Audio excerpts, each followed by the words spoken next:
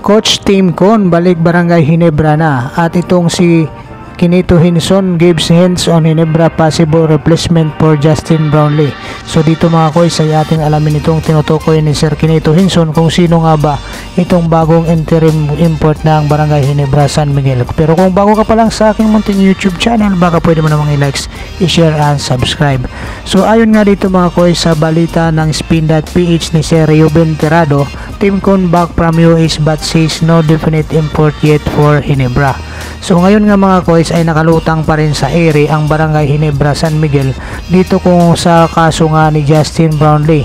So ngayon wala pa silang decision kung sino ang kanilang import ngayong Commissioner's Cup. Wala pa sila dito mga koys nilalabas na pangalan patungkol dito sa magiging interim import niya ng Barangay Ginebra San Miguel, habang itong si Justin Brownlee nga ay kasalukuyang iniintay ang desisyon ng ITE regarding sa doping test niya. So dito nga mga koys, itong si Coach Tim Con nga ay magbabalik sa Barangay Ginebra na matapos nga ang kanyang bakasyon dito sa USA, matapos nga makuha ng Gilas Pilipinas ang gintong medalya dito sa lang katapos na Asian Games sa China.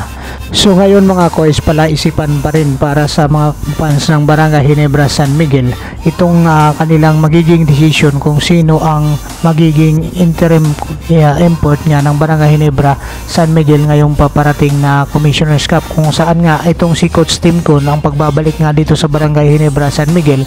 Alam natin dito nga mga koys, mayroon na itong nakahanda bilang pamalit niya dito kay Justin Brownlee. Pero sa ngayon nga mga koys ay wala pa nga nilalabas kahit itong si Al Francis Chua ang kanilang SMC Sports Director patungkol dito sa magiging kapalit pansamantala ni Justin Brownlee.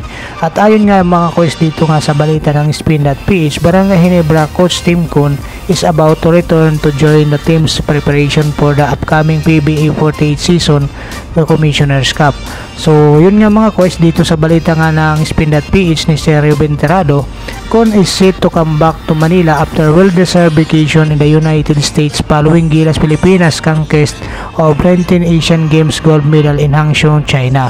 So ngayon mga coach na magbabalik na itong si Coach Tim Con dito sa kanyang BB team na tinatawag ng BB, itong Barangay Ginebra San Miguel, ay marami nga nagtatanong kung sino ang magiging import ng Barangay Ginebra San Miguel.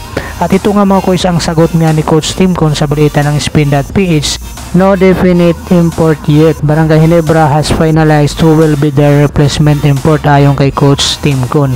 So ngayon mga coach, speaking of import of Barangay Ginebra San Miguel, Mr. Quinito Hinson give hints on Ginebra possible replacement for Justin Brownlee. Ayon dito nga mga coach sa balita ng One Sports regarding dito sa mga katanungan patungkol sa magiging import ng Barangay Ginebra San Miguel, mayroong binigay na hint. So ayon nga dito mga coach kay Mr. Quinito Hinson, ang surname nito ay nag-uumpisa rin sa letter B.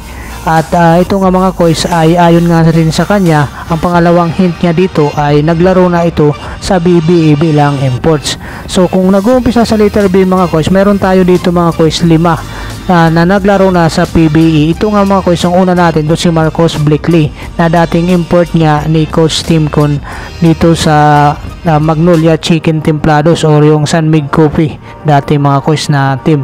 So si Marcos Blakely, mga koys, malamang hindi na ito kasi retirado na ito si Marcos Blakely at nasa nasa coaching staff na ngayon. Pangalawa dito mga koys, nag-uumpisa sa letter B na naglaro na rin sa PBA, itong import din ni Coach Tim Con na si Denzel Bowles. So ito nga mo si Denzel Bowles ay kasama rin ni Coach Tim Con mga koys sa dito sa Pure Foods franchise.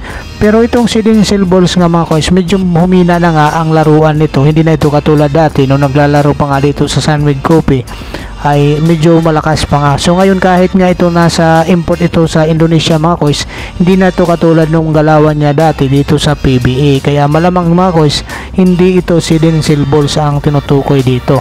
So ang pangatlo naman natin dito mga koys ay itong si Brandon Brown, ang dating import ng San Miguel Bermen, kung saan itong si Brandon Brown mga koys ay malakas nga itong pumuntos, kung saan umiscore nga ito mga koys ng 49 points.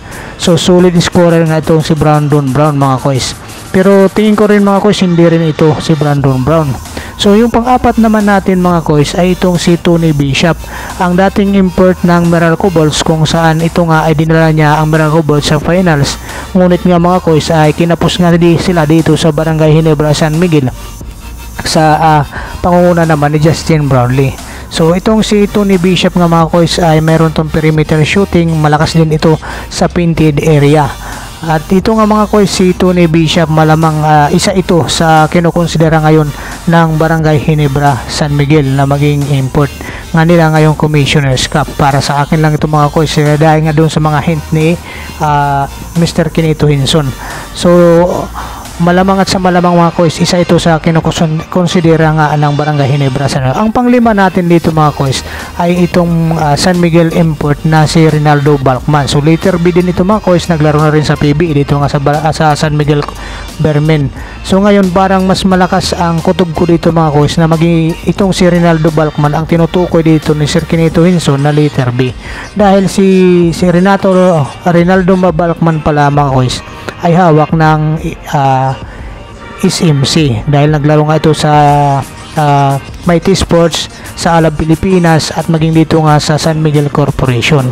So sa akin lang ito mga kois, pananaw ko lang ito, ang tinutukoy dito ng Sir Kinito Hinson ay itong si Rinaldo Balkman or either itong si Tony Bishop. Pero mas malakas ang kutob ko dito mga kois na si Rinaldo Balkman. So ngayon mga kois, ano masasabi nyo sa video natin ito? Comment down below lang mga kois. Sana makahanap na nga ng import ang Barangay Ginebra San Miguel.